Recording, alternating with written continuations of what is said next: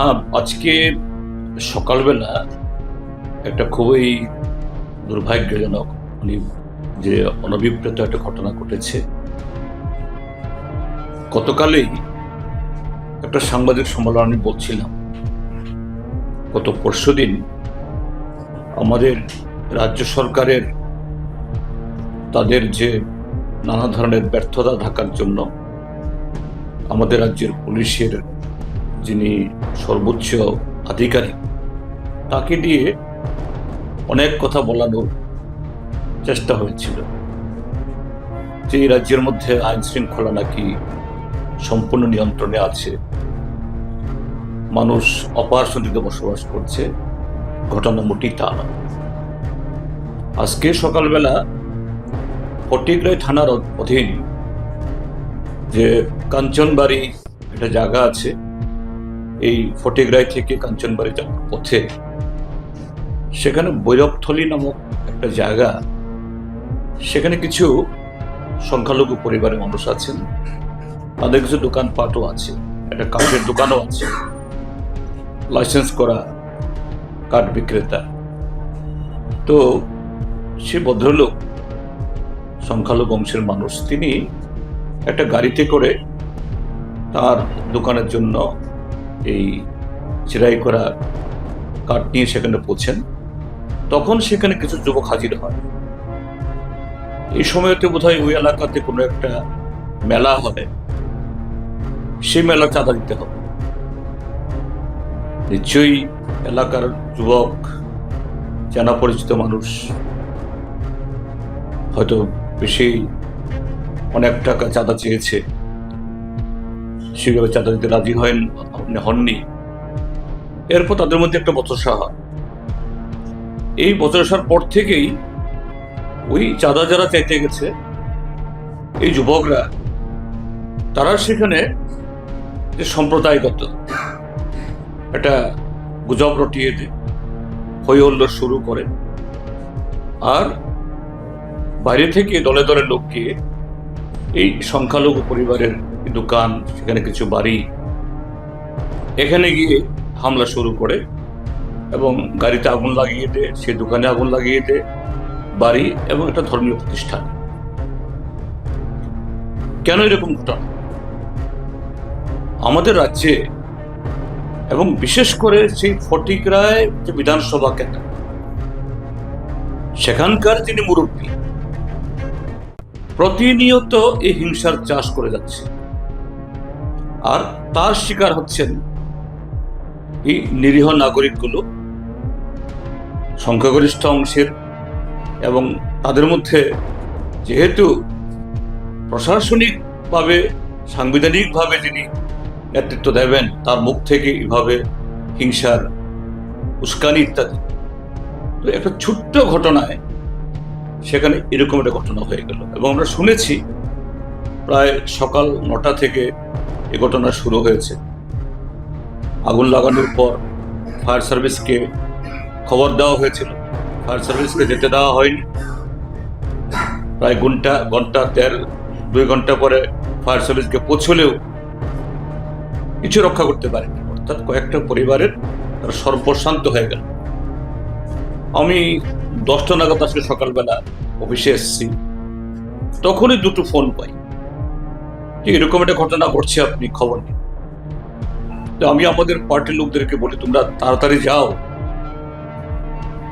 যে ঘটনাই হোক এটা রাশ টেনে ধরার চেষ্টা করো, উত্তেজনা প্রশমিত করার জন্য।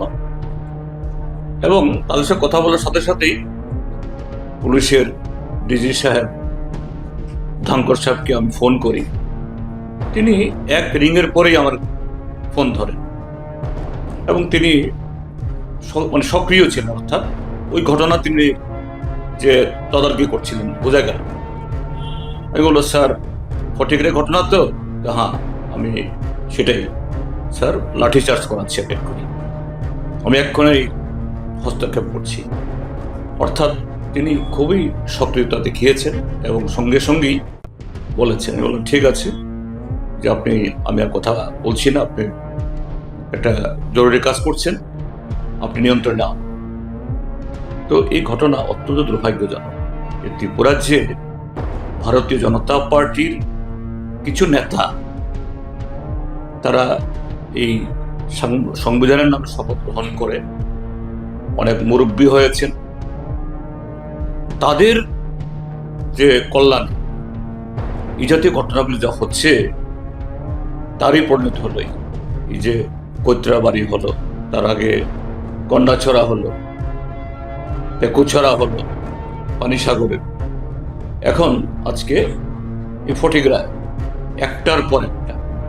আমি সেই জন্যই বলছিলাম যে আমাদের ডিজিপি মহোদয় ভদ্রলোক, ভালো মানুষ, কিন্তু তাকে দিয়েও সরকার তাদের কলঙ্ক ঢাকার চেষ্টা করানো হচ্ছে যে না, ত্রিপুরাজ্যে কোনো শান্তি নেই। তো কৈত্রাবাড়িতে একজন আসামি ধরা পড়েছে, শাস্তি হয়েছে না। গন্ডাছড়াতে হয়েছে, ১৫০ শতাধিক বাড়িঘর সব করে ছাই হয়ে গেল না। পেকুছড়াতে হয়েছে না। এখানেও হবে কিনা জানি না। আমি একটু আগে একটা ভিডিও দেখছিলাম, একজন মহিলা আর একজনকে ফোন করে জানাচ্ছে তার ফেসবুকে এই এটা রেকর্ডিং বাজাচ্ছে যে আমাদের বাড়ি পুল, আমাদের দোকান জ্বালিয়ে দেওয়া হলো, 2 ঘন্টা বাদে এই ফায়ার সার্ভিস আসলো, আমাদের সর্বশান্ত হয়ে গেল। এখন পুলিশ আমাদের বাড়ি করে লোকজনদের ধরার চেষ্টা করছে। এটা ওই মহিলার কণ্ঠস্বর থেকে আমি শুনছি। এটা কতটুকু সত্য জানি না, আমি খবর নিচ্ছি। এটা যদি হয়ে থাকে খুবই দুর্ভাগ্যজনক। আমি পুলিশ প্রশাসনকে অনুরোধ জানাবো যে কড়া হাতে এর মোকাবেলা করুন। ঠিক আছে, ডিজি সাহেব সকাল থেকে সক্রিয় ছিলেন, কিন্তু শুধু এই সক্রিয়তায় চলবে না। কেননা আমাদের রাজ্যের যারা প্রশাসনিক এই পলিটিক্যাল এক্সিকিউটিভ যারা, তাদের মধ্যে সেই অনুশোচনা নেই, সেই সেনজিটিভিটি নেই। এই যে ঘটনা ঘটল সকালবেলা, তার অধুরেই মাননীয় মুখ্যমন্ত্রী মহোদয় তিনি রোড শো করছেন, কাঞ্চনপুরে গিয়ে এই সভা করছেন, বড় একটা উল্লেখ তার মুখে দিন না। যদি তিনি সত্যিকারে যদি সেরকম সংবেদনশীল হতেন, রেসপন্সিভ হতেন, যে জনসভার উৎসব বাতিল করে দিয়ে তিনি ফটিকরা আসতেন, আসল না তো। এখন অব্দি একটা বাক্য ওনার মুক্তি শোনা যায়। ঠিক আছে, যা হয়ে গেছে হয়ে গেছে, কিন্তু একটা মুখ্যমন্ত্রী এই ঘটনার সম্পর্কে সতর্ক করা, সবাইকে শান্ত থাকার জন্য বলা, তার অনেক অর্থ রয়েছে। কিন্তু এখন অব্দি সকাল 9টায় ঘটনা, এখন বাজছে 5:30। No, not a single word from the mouth of chief minister. এই জন্যই বলছি, পুলিশ এবং সিভিল প্রশাসন, আমি দেখেছি ডিএম সাহেব এবং অ্যাডিশনাল এসপি সাহেব সেখানে গেছেন, তারা দ্রুত এই অবস্থায় তার ভূমিকা গ্রহণ করুন। আমরা সর্বতোভাবে নৈতিকভাবে আমরা সমর্থন করব প্রশাসনকে, যাতে আর একটাও বাড়ি না পড়া যায়, আর একটা মানুষের কোনো ক্ষতি না হয়। এই হলো ঘটনা।